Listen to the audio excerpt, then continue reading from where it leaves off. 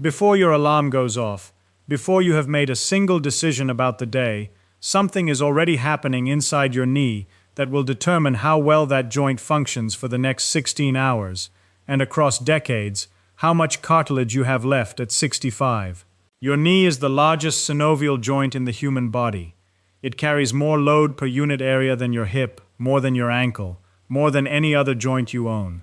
A healthy adult knee absorbs forces of 3 to 5 times body weight during normal walking, and 6 to 8 times body weight during stair climbing. The structures that absorb those forces, the articular cartilage on the femur, the tibia, and the undersurface of the patella, and the menisci wedged between them, have been doing this work for decades without a single blood vessel to supply them directly. During sleep, you are not loading your knee. For most adults, 8 hours pass with the knee joint in a relatively still, non-weight-bearing position. And while that sounds like rest, like the joint is finally getting a break, something subtler is happening that creates the vulnerability you feel when you first try to stand. Articular cartilage is approximately 65 to 80% water by wet weight. That water is held inside a matrix of type 2 collagen and proteoglycans, large molecules that carry a fixed negative charge and attract water through osmotic pressure. The cartilage matrix acts like a charged sponge. Compress it, and water is squeezed out. Release the compression, and osmotic forces draw water back in, along with the dissolved nutrients and oxygen the chondrocytes need to survive. This compression-release cycle is the cartilage's only nutritional mechanism. There is no blood supply to deliver nutrients directly. The chondrocytes, the cells that maintain the cartilage matrix, are entirely dependent on the fluid that moves through the matrix as load cycles on and off. A joint that is loaded and unloaded rhythmically throughout the day is a joint whose cartilage is being continuously nourished. A joint that goes 8 hours without any compression cycling is a joint whose cartilage has been running on reserves. By the time you wake up, the cartilage has had its deepest overnight dehydration. The water content that supports the matrix and cushions the joint surfaces is at its lowest point of the day. The tissue is mechanically stiffer and more brittle than it will be 2 hours from now, after morning activity has driven fluid back in through normal weight-bearing cycles. Standing up from bed without preparation is loading a dehydrated cartilage surface with 3 to 5 times body weight, immediately, with no warm-up, no fluid distribution, no preparation of any kind. If you're enjoying this story so far, don't forget to hit the like button and subscribe. Drop a comment telling me where in the world you're watching from. I love hearing from you. Inside every synovial joint, including your knee, is a sealed cavity lined with the synovial membrane, a thin, richly vascularized tissue that produces synovial fluid. This fluid is not simply a lubricant, though it does lubricate. It is also the primary delivery mechanism for nutrients to the articular cartilage and the medium through which metabolic waste products leave the joint space. Synovial fluid is a modified blood plasma with hyaluronic acid added. The hyaluronic acid is a long-chain polysaccharide that gives the fluid its characteristic viscosity. In a healthy joint, the fluid has a consistency somewhat like egg white. This viscosity is not uniform. Synovial fluid exhibits a property called shear thinning. Under high loads and rapid motion, it becomes less viscous, allowing joint surfaces to slide freely. Under slow or static conditions, it thickens. After 8 hours of sleep, the synovial fluid in your knee has thickened considerably. It has also redistributed away from the primary load-bearing surfaces, the tibiofemoral compartments and the patellofemoral joint, toward the recesses of the joint cavity where the synovial membrane is most accessible for reabsorption. This redistribution occurs because the lack of compressive cycling removes the mechanical force that spreads synovial fluid across joint surfaces and works it into the microscopic irregularities of the cartilage. When you stand from bed, you bring a large compressive load to a joint surface that has a thicker than optimal fluid film in the wrong locations, thinner than optimal coverage over the actual weight-bearing zones, and a fluid viscosity that has not been brought down by the shear thinning effect of movement. The grinding, clicking, or catching sensation that many people feel in their knees during the first steps of the morning is not bone on bone. It is the synovial fluid being mechanically redistributed under the first loads of the day, the joint surfaces running on inadequate lubrication for the 15 to 30 seconds before the fluid spreads and thins appropriately under the shear of movement. Those first seconds matter more than most people realize, because the articular cartilage does not have pain fibers. The cartilage itself cannot hurt you.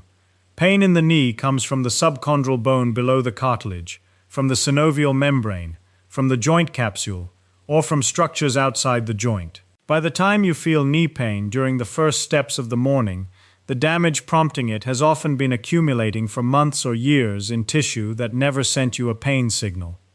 The morning mechanical environment of the knee, dehydrated cartilage, maldistributed synovial fluid, inadequate lubrication over primary load-bearing surfaces, is the environment in which that accumulation is most likely to occur. And it occurs daily, every morning, in every person who stands directly from sleep without preparation. The absence of a blood supply to articular cartilage is not an oversight in human anatomy. It is an engineering solution to a difficult problem. Blood vessels require space. In a tissue that must compress under loads of 3 to 8 times body weight, repeatedly across a lifetime, any vascular channel would be mechanically destroyed within days. The solution the body arrived at was to eliminate the vascular supply entirely and replace it with the fluid cycling mechanism described in the previous chapter. The trade-off is that cartilage heals slowly when damaged, responds to nutrition only when mechanically loaded, and cannot regenerate meaningfully once it is lost. This trade-off has a specific implication for morning behavior. Every other tissue in the body that is damaged overnight, skin, muscle, bone, can receive direct blood supply for repair during the rest period. Cartilage cannot. Its repair depends on the compression cycling of weight-bearing activity to drive fluid through the matrix and deliver the substrates that chondrocytes need to synthesize new matrix components. Mankin and Lippiello published cartilage metabolism data in the 1970s that has been refined but not overturned. Chondrocyte synthetic activity is highest in the hours following mechanical loading and lowest during prolonged rest. The cells that build and maintain the cartilage matrix are most active when the joint has been moving and least active when it has been still. 8 hours of sleep is 8 hours at the bottom of the synthetic cycle. This is why the first mechanical input of the morning is disproportionately important for cartilage health. The joint is emerging from its longest non-loading period, with the lowest fluid content, the lowest chondrocyte activity, and the highest structural vulnerability it will experience in any 24-hour period. What happens in the next few minutes, whether that first loading is abrupt and high force or gradual and cyclic, sets the tone for cartilage metabolic activity across the entire day. Richard Stockwell, whose work on chondrocyte distribution and cartilage thickness across the human knee was foundational for understanding regional loading patterns, showed that the areas of thickest cartilage correspond precisely to the areas of highest habitual compressive load. The cartilage architecture is a record of loading history. Zones that receive regular, cyclic, well-distributed loading maintain their thickness and cell density. Zones that receive irregular, high-peak loading without adequate cyclic preparation show earlier structural changes.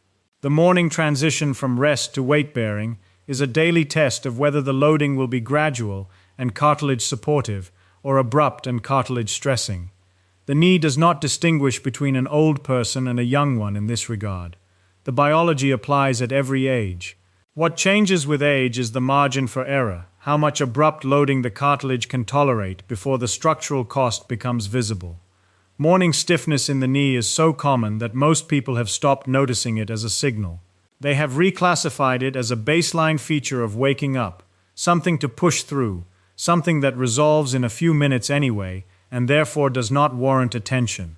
The reclassification is a mistake. Morning stiffness is a specific biological response with a specific cause and a specific implication. The stiffness you feel in the first minutes after waking comes from two separate mechanisms operating simultaneously, and understanding which mechanism is dominant in your knee tells you something specific about where the joint is on the health spectrum. The first mechanism is purely mechanical, the synovial fluid thickening and maldistribution described in Chapter 2. This stiffness resolves quickly, usually within 2 to 5 minutes of gentle movement, as the fluid warms, thins under shear, and redistributes to the load-bearing surfaces. It is present in every person who has been sleeping, regardless of joint health. It is a normal consequence of the overnight fluid physics, and it is not, by itself, a pathological signal. The second mechanism is inflammatory, the accumulation of cytokines and prostaglandins in the joint space during overnight rest. In a joint with established synovitis, even low-grade, white blood cells in the synovial fluid release inflammatory mediators throughout the night. Because the joint is not moving, these mediators pool in the joint space rather than being cleared by the fluid movement that activity produces. The resulting stiffness is more prolonged, lasting 30 minutes or more, and is often accompanied by warmth, mild swelling, or aching rather than the pure mechanical resistance of the first type.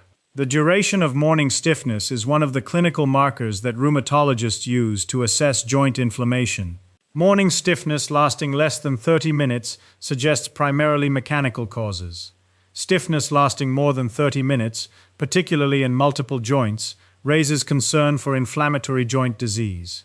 This diagnostic distinction has been formalized in the assessment criteria for rheumatoid arthritis, published by the American College of Rheumatology, where morning stiffness duration is a weighted clinical criterion. Most people with knee stiffness that resolves in 5 to 15 minutes are experiencing the mechanical type, normal fluid physics, addressable by preparation. Most people with stiffness lasting 30 minutes or longer need a clinical assessment to determine whether inflammatory joint disease is contributing. The morning ritual this video describes addresses the mechanical type directly. It does not treat inflammatory joint disease.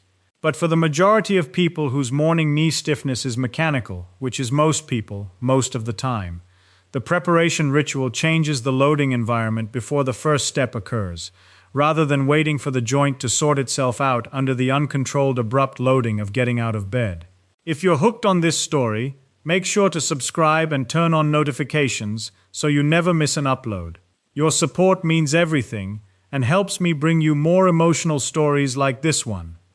The patella is a sesamoid bone, a bone embedded within the quadriceps tendon that sits in a groove on the front of the femur called the trochlear groove. When the knee extends, the patella slides upward in this groove. When the knee flexes, it slides downward. Under load, it transmits the force of quadriceps contraction across the knee joint, increasing the mechanical advantage of the muscle by changing the angle of force application. The patella is in contact with the trochlear groove only when the knee is under load and in the mid-range of flexion.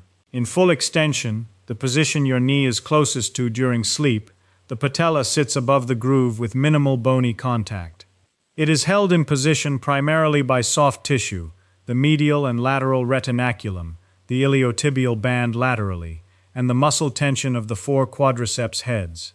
After 8 hours of sleep, 2 things have changed that affect patellar tracking the moment you load the knee. First, the vastus medialis oblique, the teardrop-shaped portion of the quadriceps that pulls the patella medially and stabilizes it against lateral drift, has been in minimal activation throughout the night. EMG studies by Grabiner and colleagues showed that the vastus medialis oblique activates in a timing-dependent relationship with the vastus lateralis, the outer quadriceps head that pulls the patella laterally.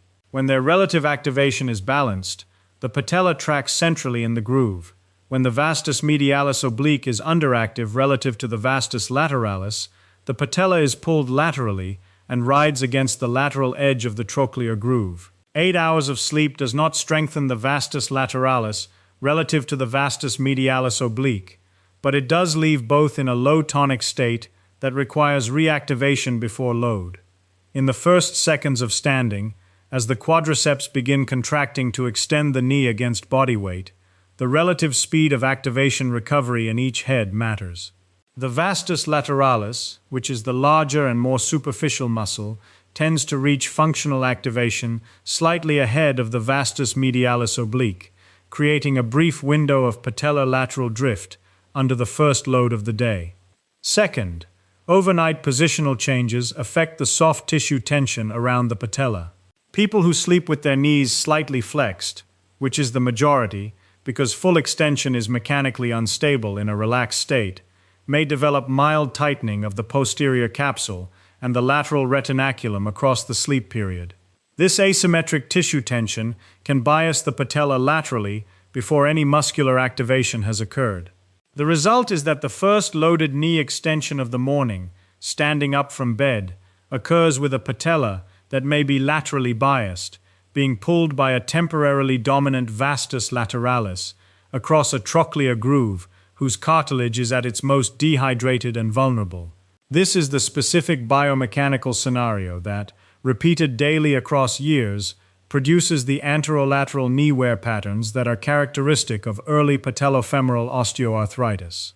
Not a single dramatic injury, a daily repetition of a suboptimal loading pattern during the highest risk moment of each day. The ritual takes 3 minutes. It is performed before the feet touch the floor, lying in bed, on the edge of the bed, or sitting at the bedside. The sequence is specific because each movement addresses a different mechanism from the preceding chapters. The first movement is the knee pump, lying on your back. Slowly flex and extend both knees through their full available range, 10 to 15 repetitions, taking approximately 3 seconds each way. No load, no resistance. The movement does 3 things simultaneously. It mechanically distributes synovial fluid across the joint surfaces through the shear thinning effect. Each flex-extend cycle moves the articular surfaces against each other under the weight of the leg alone, spreading the overnight thickened fluid into the primary load-bearing zones. The viscosity drops with each repetition. By the 10th cycle, the fluid is moving as it should, thin under shear, well distributed, covering the cartilage surfaces that will bear weight in the next few minutes. It initiates the cartilage compression cycle. Even non-weight-bearing flexion extension applies modest compressive force across the patellofemoral joint and the tibiofemoral compartments as muscle tension acts across the joint. This modest compression begins the fluid cycling that draws nutrients toward the chondrocytes and starts the upswing in synthetic activity that 8 hours of rest suppressed. It activates the vastus medialis oblique through a preferential mechanism. The vastus medialis oblique is most active in the last 15 to 20 degrees of knee extension.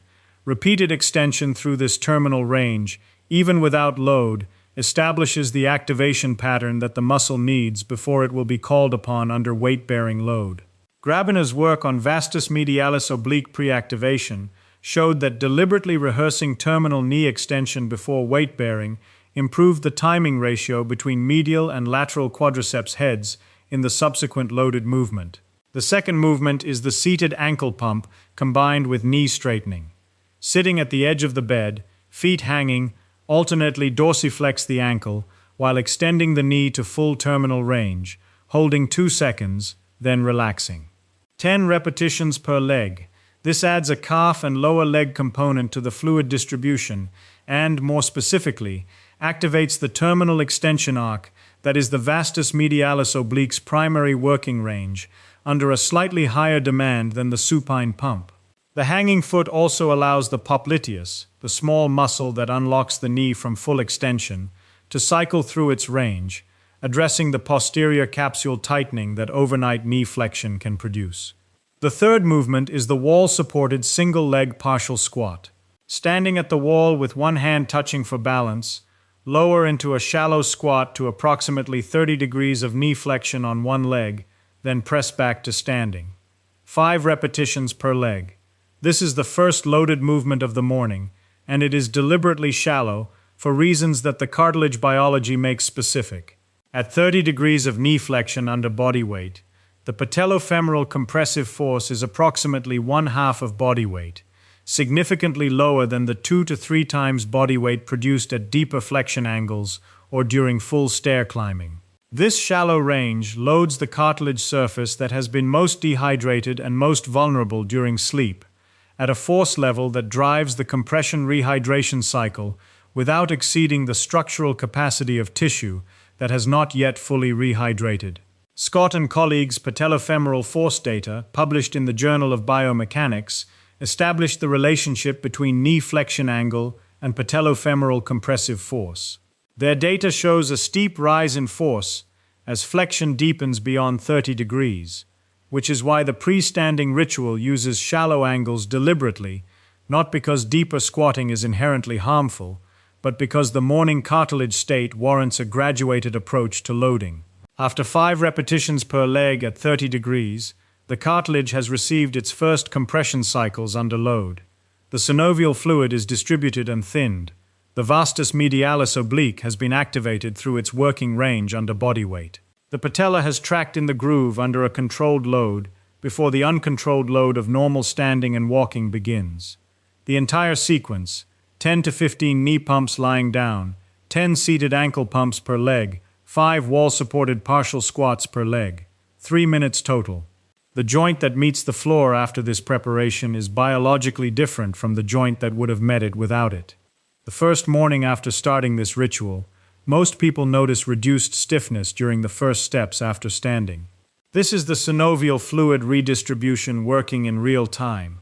The fluid was distributed before the first step, rather than being spread by the first uncontrolled steps themselves.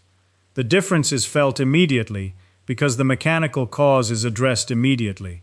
The first week produces a change that is more subtle. The morning catches and clicks reduce in frequency.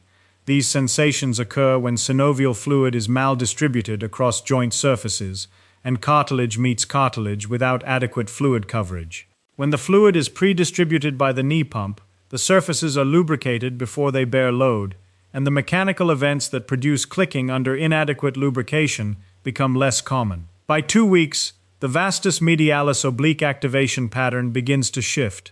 The terminal extension exercises have been rehearsed 14 mornings in a row, each time pre-activating the medial quadriceps head before the day's first loaded steps. The neuromuscular pattern that determines patellar tracking is a timing pattern, a sequence of which motor units fire in which order, and timing patterns are trainable through repetition. 14 mornings of deliberate terminal extension practice begins to establish a faster, more reliable vastus medialis oblique activation in the first seconds of weight bearing. This is not a strengthening effect in the conventional sense. The body weight partial squats at 30 degrees do not produce the mechanical overload that drives muscle hypertrophy. The change is neural. The timing relationship between the quadriceps heads becomes more reliable, because the pattern has been rehearsed in the specific context where it matters most, the transition from rest to load at the beginning of the day. At 4 weeks, the cartilage biology begins to show a measurable change. The daily compression rehydration cycling that the morning ritual initiates is reaching cartilage that previously received its first compression after standing, under uncontrolled high load, with dehydrated matrix. Now it receives its first compression under low load, with fluid pre-distributed, and in a graduated sequence that allows the matrix to rehydrate progressively before full weight bearing begins. The chondrocytes in the most loaded zones are receiving earlier and better conditioned nutritional input each morning. Cartilage changes on the timescale of months, not days. The matrix turnover rate of human articular cartilage is slow. Collagen half-life in cartilage is measured in decades, and proteoglycan turnover takes months. But the metabolic activity of the chondrocytes, how actively they are synthesizing and maintaining the matrix, responds to loading history on a shorter timescale. A joint that receives better conditioned loading for 30 consecutive mornings is a joint whose chondrocytes have been in a more favorable metabolic state for 30 mornings. That accumulation is real, even if no imaging study would capture it at 30 days. At 30 days, most people report 3 consistent changes. Morning stiffness duration is shorter. The first steps of the day feel different, less cautious, less effortful. And there is a reduction in the cumulative anterolateral knee discomfort that many people experience by the end of the day, particularly those who climb stairs regularly, because the patellar tracking that starts each morning in better alignment maintains that alignment through more of the day before fatigue and accumulated loading degrade it. The morning window is not the only time that matters for knee health. Exercise, weight management, avoiding prolonged static loading, maintaining quadriceps strength through the day, all of these contribute. But the morning window is the only time when the joint is transitioning from its most vulnerable daily state to its most mechanically demanding. The preparation that happens in those 3 minutes addresses the specific vulnerabilities of that specific transition in a way that no other intervention in the day can replicate. A knee joint that has been prepared each morning for a year has had approximately 365 sessions of graduated loading initiation, instead of 365 abrupt transitions from maximal overnight vulnerability to full weight bearing. The cumulative biological difference between those two histories is not trivial. The 3 minutes before you stand are the 3 minutes your knee has been waiting for. Thank you so much for watching until the end. If you loved this story, check out the other videos on your screen now. I think you'll really enjoy them. And don't forget to subscribe if you haven't already. See you in the next story.